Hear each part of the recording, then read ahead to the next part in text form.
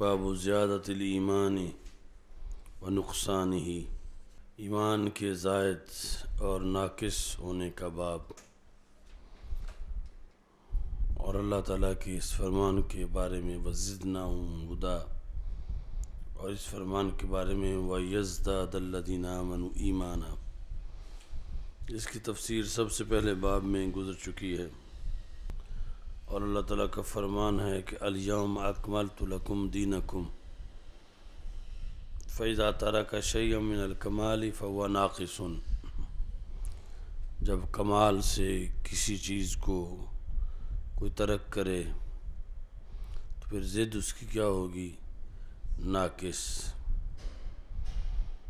جبکہ ہمارے لحاظ سے یہ ہے کہ الیوم اکملت لکم دینکم، یہ کہ ایسا نہیں کہ مکمل کر کے پھر کچھ ناقص کیا گیا تھا اور پھر مکمل کیا گیا، بلکہ ابتداً جو ہے وہ احکام کی تکمیل ہوئی، اور ناقص پہلے بھی نہیں تھا، یعنی جتنے لوگ اس سے پہلے دین پر تھے اور فوت ہو گئے تو ان کا دین ناقص نہیں تھا بلکہ دین کامل تھا۔ اچھا جی، حضرت انس رضی اللہ تعالیٰ عنہ نبی اکرم صلی اللہ علیہ وسلم سے روایت کرتے ہیں کہ نکلے گا آگ سے ایک بندہ جو کہ دنیا میں کہتا تھا لا الہ الا اللہ، لا الہ الا اللہ محمد الرسول اللہ، وفی قلبہ وزن شعیرۃ من خیر۔ حال یہ ہے کہ یعنی فی قلبہ کا تعلق ہے یخرجو کے ساتھ، کہ نکلے گا جہنم سے اس حالت میں کہ اس کے دل میں ایک جو کے وزن جتنا ایمان ہوگا، خیر سے مراد ایمان، اور نکلے گا دوزخ سے وہ بندہ بھی جس نے کہا تھا لا الہ الا اللہ محمد الرسول اللہ، یا آپ نے کسی پہلے نبی کے زمانے میں اس کا کلمہ پڑھا تھا۔ حال یہ ہے کہ اس کے دل میں گندم کے دانے جتنا ایمان ہے۔ جو اور گندم کے دانے میں فرق کا تو پتہ ہے نا؟ جو کی زیارت کی ہوئی ہے سب نے، جو سب نے دیکھا ہوا ہے، خود جو یا اس کا آٹا؟ تو جو کا دانہ گندم کے دانے سے تھوڑا سا بڑا ہوتا ہے نا، ایسے ہی ہے نا۔ تو اب تیسرے نمبر پر نکلے گا آگ سے وہ بندہ جس نے کلمہ اسلام پڑھا ہے اور اس کے دل میں ذرہ جتنا، ذرہ بھر وزن ہے خیر کا، یعنی ذرے جتنا ایمان کا وزن۔ تو ایک تو یہ ہے جو ہم لفظ ذرہ بولتے ہیں، یہ بول کہ ذرا ٹھہر جائیں تھوڑا دیر، ذرا اور ڈالیں، تو یہ ذرا نہیں ہے بلکہ ذرہ ہے۔ ذرہ، ذرہ جیسے عام کہتے جس کی جمع ذرات ہے، ذرہ روٹی کا ایک ذرہ پڑا ہوا تھا، یا کھانے کا ایک ذرہ پڑا ہوا تھا، یا کسی چیز کا چھوٹا سا ذرہ پڑا ہوا تھا، یعنی چھوٹی سی جو ہے اس کو ذرہ کہتے ہیں۔ لیکن یہاں اس سے مراد ہے نملہ صغیرہ، چھوٹی سی چیونٹی، یعنی جو گندم کے دانے سے بہت چھوٹی ہوتی ہے، گندم کے دانے سے بہت چھوٹی ہوتی ہے۔ ایک یہ مطلب ہے۔ دوسرا مطلب جو ہے وہ یہ ہے کہ دن کا وقت ہو اور کمرہ جو ہے اس میں اندر مکمل اندھیرا ہو اور سوراخ سے سورج کی روشنی اندر داخل ہو رہی ہو، تو وہ ایک اندر لائن محسوس ہوتی ہے، اس میں اڑتے ہوئے ذرات نظر آتے ہیں، اس کا بھی مشاہدہ کیا ہوا ہے۔ تو وہ باریک باریک ذرات آگے پیچھے نظر نہیں آتے، وہ شعاع کی لائن میں نظر آتے ہیں۔ تو وہ جو ذرات ہیں باریک، وہ ذرہ بعض نے وہ مراد لیا جو بالکل اب چیونٹی سے بھی بہت باریک ہے۔ تو مراد یعنی یہ ہے کہ وہ رائی کا دانہ لے لو، وہ جو نسبتاً یعنی جس طرح جو سے گندم کا دانہ چھوٹا ہے، اس طرح گندم کے دانے سے پھر رائی کا دانہ چھوٹا ہے، یعنی سرسوں کا دانہ۔ تو اتنا ایمان بھی کام دے جائے گا جس کی وجہ سے بندہ جہنم کے دائمی عذاب سے بچ جائے گا۔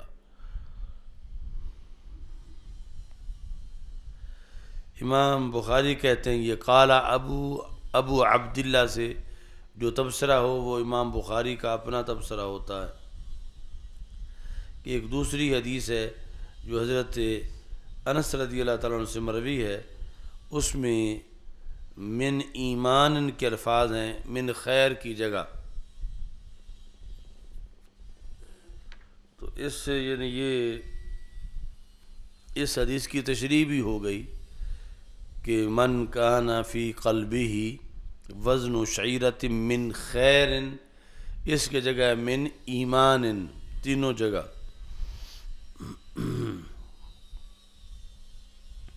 تو یہ ایمان کی شان ہے کہ اتنا بھی اگر ہوگا تو بندہ دائمی طور پر جہنم میں نہیں رہے گا۔ اور امام بخاری کا نقطہ نظر اس سے یہ ہے ایمان ناقص اور ایمان کامل، کہ یہ جو ایمان ناقص ہے، گندم کے دانے جتنا ہونا یا جو جتنا ہونا یا اس سے چھوٹا ہونا، کامل یہ ہے کہ بندہ جہنم میں جائے نہیں، اور یہ جس کا ایمان ناقص ہوا اتنا اس کو بھی جہنم سے نکال لیا جائے گا۔ تو ہمارے نزدیک جو ہے وہ یہ ہے کہ اگر نفس ایمان ناقص ہوتا تو پھر یہ دائمی جہنم میں رہتا۔ نفس ایمان ناقص ہوتا تو پھر یہ ہوتا کہ مطلب مثلا توحید مانتا ہے تو رسالت نہیں مانتا، یا ایمان فرشتوں پر نہیں، یا ایمان کتابوں پر نہیں، تو پھر ہوتا ایمان ناقص۔ تو اس کا ایمان تو ایمان کامل تھا، خواہ وہ جہنم میں جائے یا جانے کے بعد پھر نکالا جائے، ایمان جو ہے نفس ایمان ایمان کامل تھا۔ آگے نور ایمان میں فرق تھا یا انشراح ایمان میں فرق تھا یا ایمان کے شعبات میں فرق تھا۔ اگر نفس ایمان میں کمی ہوتی پھر مسلمان ہی شمار نہ ہوتا اور پھر دائمی طور پر جو ہے وہ جہنم میں رہتا۔ اب سوال پیدا ہوتا ہے کہ ایمان جو ہے یہ مومن کے ساتھ قائم ایک وصف کو کہتے ہیں۔ ایمان مومن یعنی اکرام سے مکرم، تو ایک وصف ہے جو کہ مومن کے ساتھ قائم ہے۔ تو وصف جو ہے اس کا تو علیحدہ اعتبار ہی نہیں ہوتا، اس کا اس وقت اعتبار ہوتا ہے جب وہ کسی ذات کے ساتھ قائم ہو، علیحدہ اس کا کوئی اعتبار ہی نہیں ہوتا۔ مثلا ایک قاری صاحب ہیں تو قرات ان کی ذات کے ساتھ قائم ہے، تو قرات علیحدہ نہیں تولی جا سکتی، نہ اس کا علیحدہ کوئی لحاظ کیا جا سکتا ہے، وہ قاری کی ذات کے ساتھ قائم ہے اور نظر وہاں بھی نہیں آتی چمٹی ہوئی کہ یہ قاری کی ذات کے ساتھ قرات جو ہے وہ چمٹی ہوئی ہے۔ تو ایمان جو ہے یہ مومن کی ذات کے ساتھ قائم ایک وصف ہے، اور ایسے کا وزن نہیں کیا جا سکتا۔ تو پھر یہ کیسے وزن ہوگا ایمان کا کہ وہ ایک دانے جتنا ہے یا اس سے کم ہے؟ یہ پھر کیسے ہوگا؟ اس کا جواب یہ ہے کہ والوزن یومئذ الحق، کہ قرآن مجید میں ہے کہ قیامت کے دن والا وزن حق ہے، اور والاعمال توزن، جو آگے بخاری شریف کا آخری باب ہے کہ اعمال کا وزن کیا جائے گا، اور اعمال بھی جو ہیں وہ ایک عرض ہیں جو کہ ذات کے ساتھ قائم ہیں، اور عرض جو ہے وہ تو باقی نہیں رہتی، فنا ہو جاتی ہے عرض جو ہے۔ تو وہاں بھی یہ جواب ہے جو یہاں ہے کہ اما ان یجعل اللہ الاعراض فی صورت الاجسام، کہ قیامت کے دن یا تو رب ذوالجلال یوں کرے گا کہ عرض کو جسم کی صورت دے دے گا، عرض کو جسم کی صورت دے دے گا۔ تو اس بنیاد پر بھی اب ایمان عرض ہے، مومن کے ساتھ قائم ہے، لیکن قیامت کے دن اللہ تعالیٰ اس کو جسم والی صورت عطا کر دے گا۔ دوسرا یوزان ما ستر فیہ من الصحیفہ، کہ جس ورقے پر ایمان لکھا ہوا ہوگا اس ورقے کا پھر وزن کیا جائے گا، یا اس رجسٹر کا، جس طرح کہ دوسری جگہ حدیث بطاقہ موجود ہے، تو اس طرح جو ہے وہ وزن کیا جائے گا۔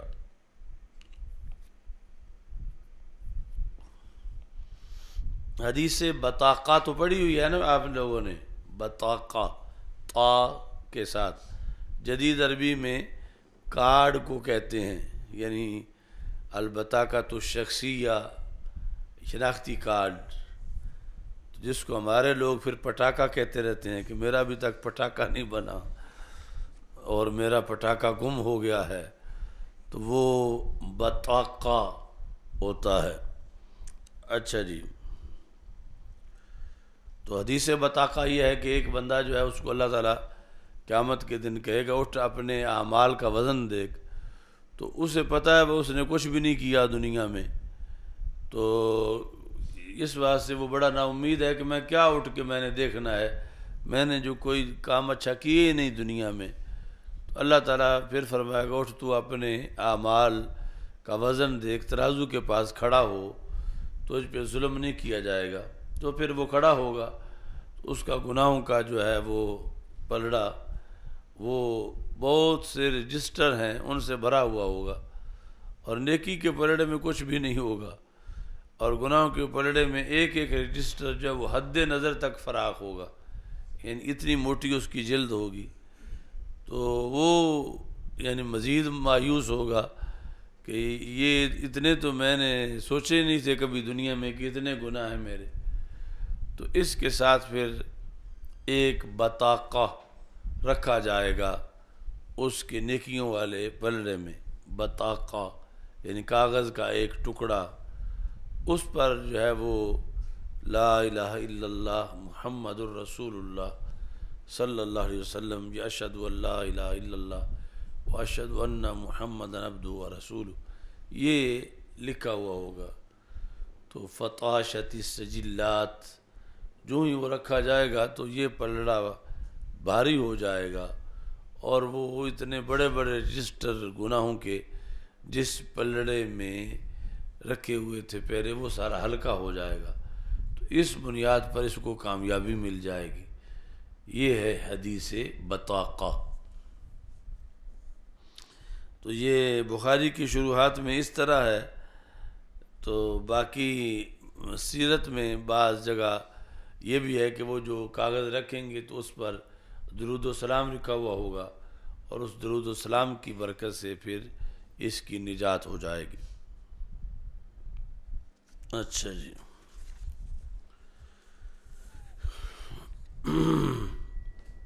حضرت عمر بن خطاب رضی اللہ تعالیٰ عنہ سے مروی ہے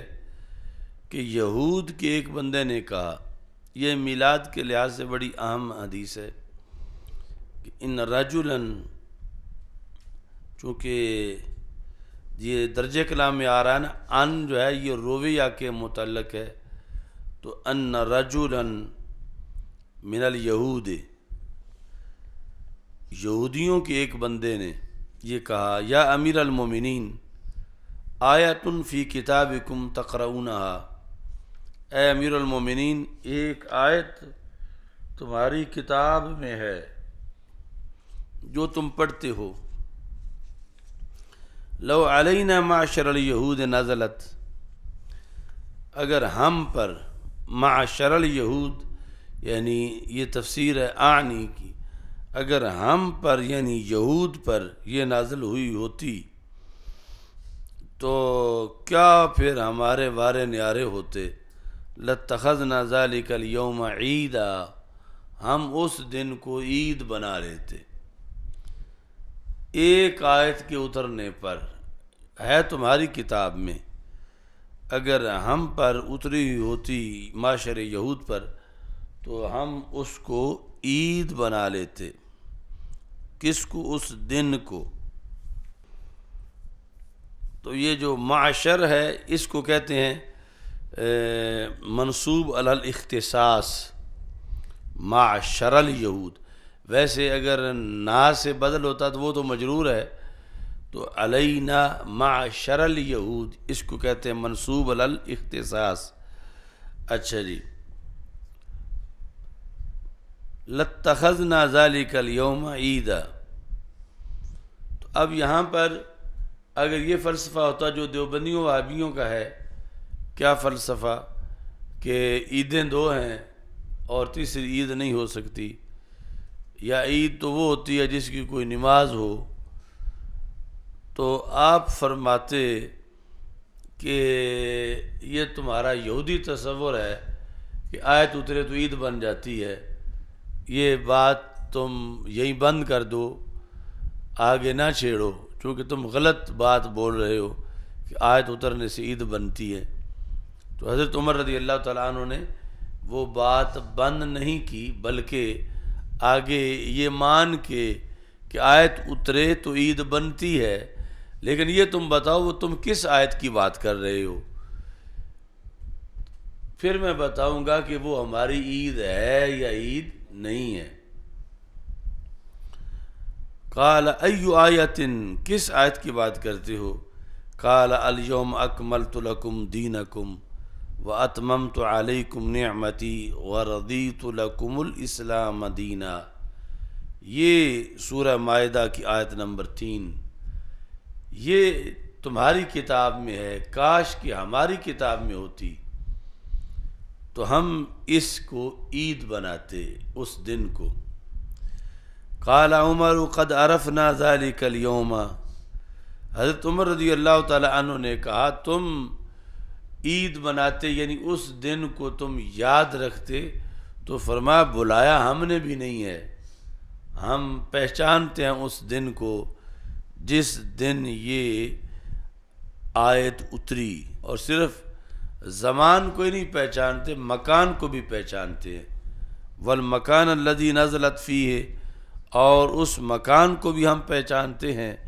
کہ جس میں یہ اتری کہاں؟ علی النبی صلی اللہ علیہ وسلم، چونکہ اور تو کوئی چیز کائنات کی اتنی مضبوط ہے ہی نہیں جو آیت کے نزول کو برداشت کر سکے۔ تو وَهُوَ قَائِمٌ بِعَرَفَةَ، یوم جمعہ تھا، جمعے کا دن تھا، عرفہ کا میدان تھا، اور رسول اکرم صلی اللہ علیہ وسلم بیٹھے ہوئے نہیں تھے، کھڑے تھے،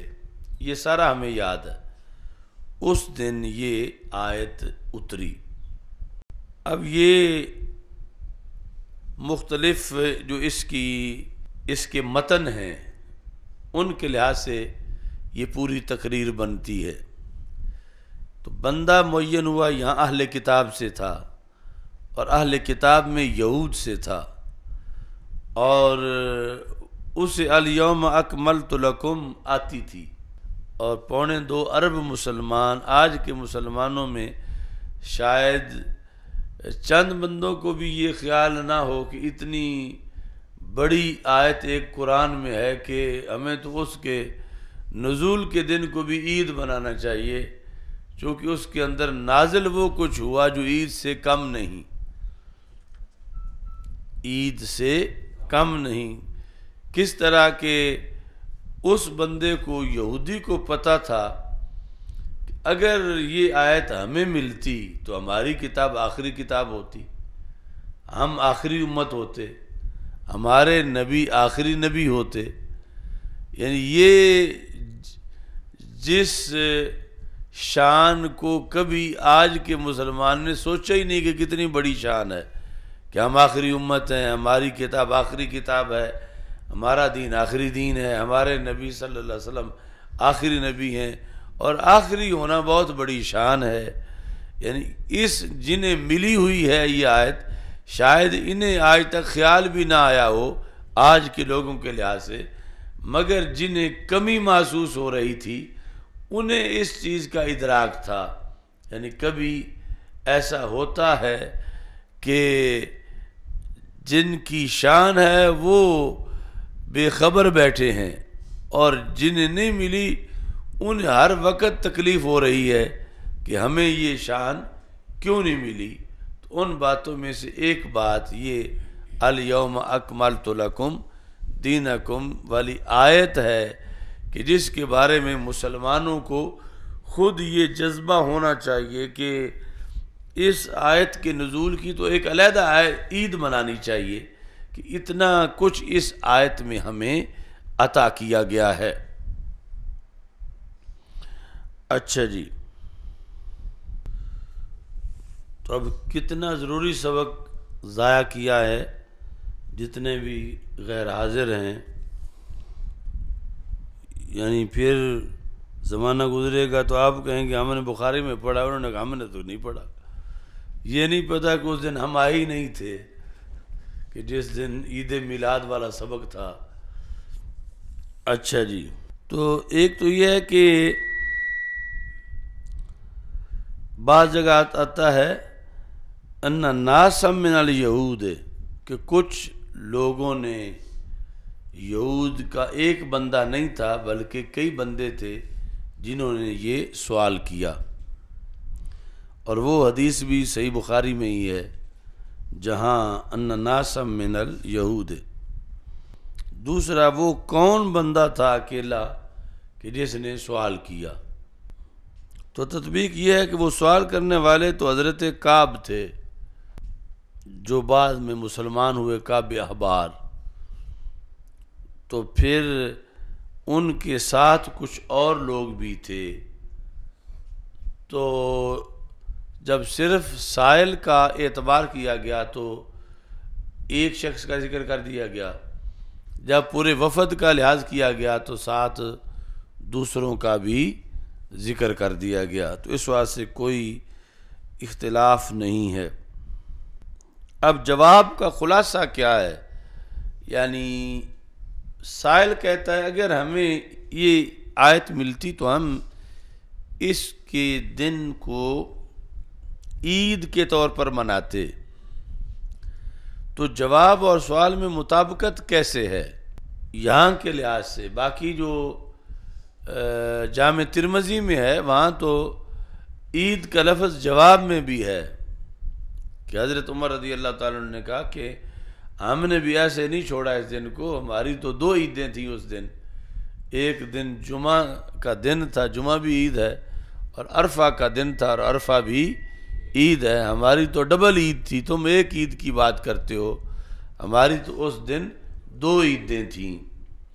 اب وہ جواب تو بہت واضح ہے کہ سائل کہہ رہا تھا اگر ہمیں ملتی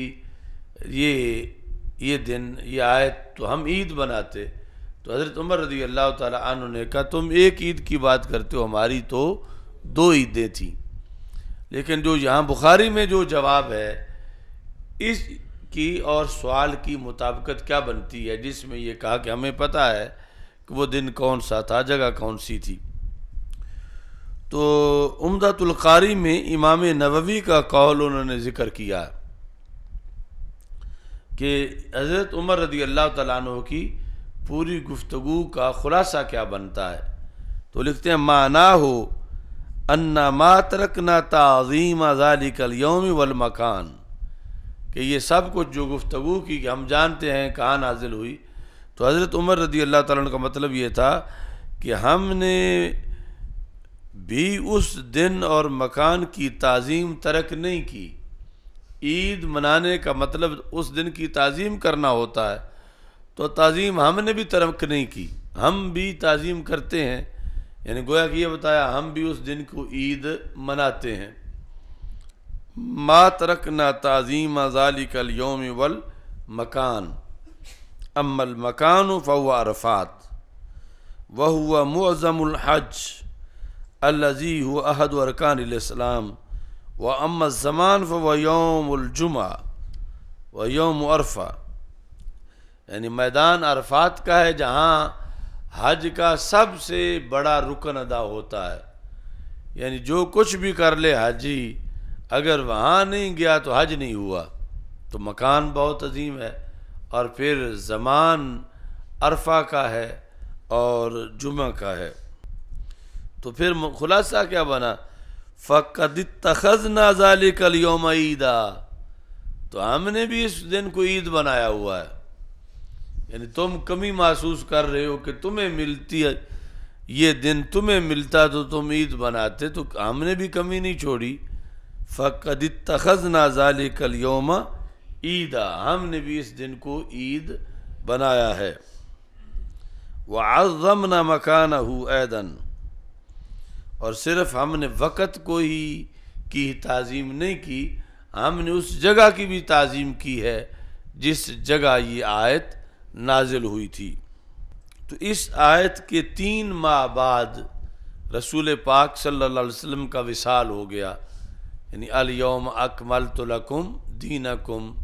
یہ جو اکمال دین والی آیت تھی، اس کے 3 ماہ بعد، یعنی حج کر کے جب رسول اکرم صلی اللہ علیہ وسلم واپس تشریف لے گئے تو 3 ماہ بعد آپ کا وصال ہو گیا۔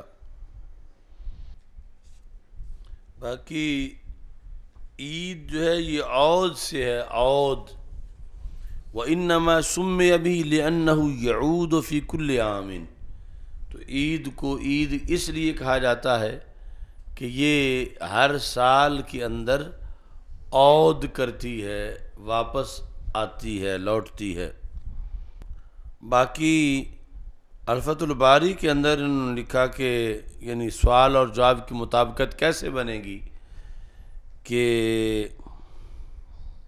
دوسری جگہ حضرت عمر رضی اللہ تعالیٰ عنہ کے الفاظ یہ ہیں، نازلت یوم جمعہ و یوم عرفہ وکلاہما بحمد اللہ لنا عید، کہ دونوں ہی ہمارے لیے عید ہیں، دونوں ہی ہمارے لیے عید ہیں۔ اور ایک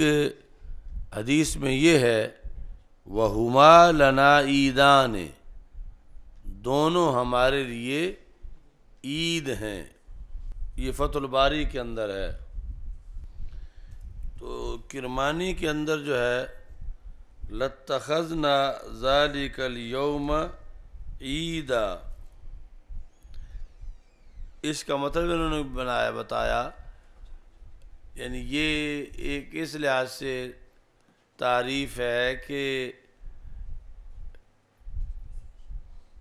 عید ہونے کے لیے کیا کیا لوازمات ضروری ہیں۔ یعنی یہ جو دیوبندی وابی کہتے ہیں کہ پھر عید کی تو نماز ہوتی ہے، تو کیا نماز عید کے ڈھانچے میں شامل ہے کہ اگر عید ہو تو پھر ہی نماز ہو سکتی ہے؟ تو امام کرمانی نے کہا لَعَظَّمْنَاهُ وَجَعَلْنَاهُ عِيدًا لَنَا فِي كُلِّ سَنَةٍ، کہ ہم اس کی تعظیم کرتے، کسی دن کو عید بنانا، اس کے لیے جو لوازمات ہیں وہ یہ ہے کہ اس دن کی تعظیم کرنا، یعنی یہ لوازمات میں سے نہیں ہے کہ اس کے اندر اس کی کوئی نماز پڑھنا۔ نماز کسی دن کے عید ہونے کے لیے نماز لازمی نہیں ہے، بلکہ اس دن کی تعظیم لازمی ہے۔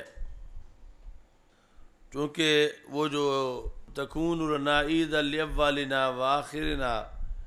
وہاں جو الفاظ ہیں زمخشری نے کہا کہ یہ مطلب تھا وَلِذَلِكَ يُقَالُ يَوْمَ عِيدٍ كَأَنَّ مَعْنَهُ يَكُونُ لَنَا سُرُورًا وَفَرْحًا، کہ اگر ہم پہ من و سلوہ کا نزول ہوتا تو ہم اس دن کو عید بناتے، یعنی عید بنا لیتے کا مطلب یہ وہ ہمارے لیے سرور اور خوشی کا دن ہوتا۔ تو عید کے لیے سرور اور خوشی اور تعظیم یہ چیزیں ضروری ہیں، نماز کوئی ضروری نہیں ہے کہ جو بھی عید ہو اس عید کی کوئی نماز ہو، ایسا ضروری یعنی اس میں شک نہیں کہ عید الفطر کی نماز ہے اور عید الاضحیٰ کی نماز ہے، ان کی نماز کی نفی نہیں ہے، لیکن عید کے لیے کہ جو بھی عید ہو اس کی ضرور نماز ہو، تو اس طرح عید کے ڈھانچے کے اندر نماز داخل نہیں ہے۔ تو عید میں اور نماز میں نسبت عموم خصوص من وجہ کی ہے،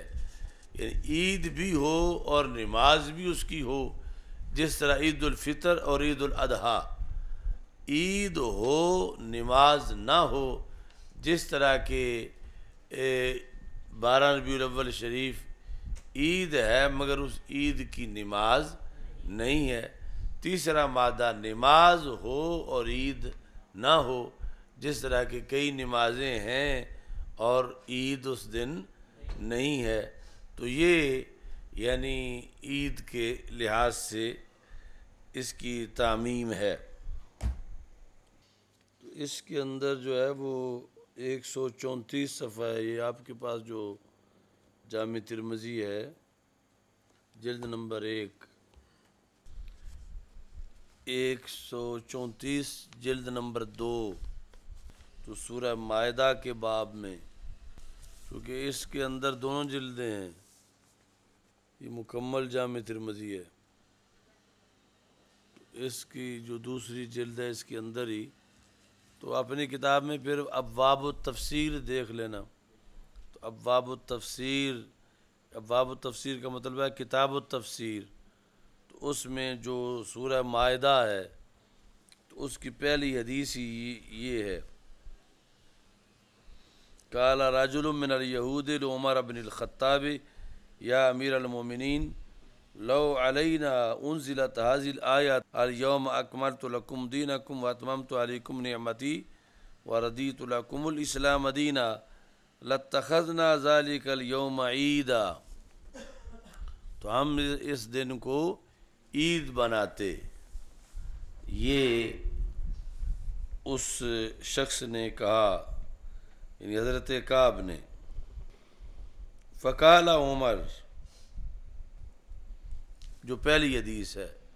وہ یہ ہے، فقال عمر انی لأعلم ای یوم انزلت هذه الآیات انزلت یوم عرفۃ فی یوم الجمعہ ھذا حدیث حسن صحیح، یہ جو تم نے بخاری میں بھی اس سے ملتی جلتی پڑھ لی ہے۔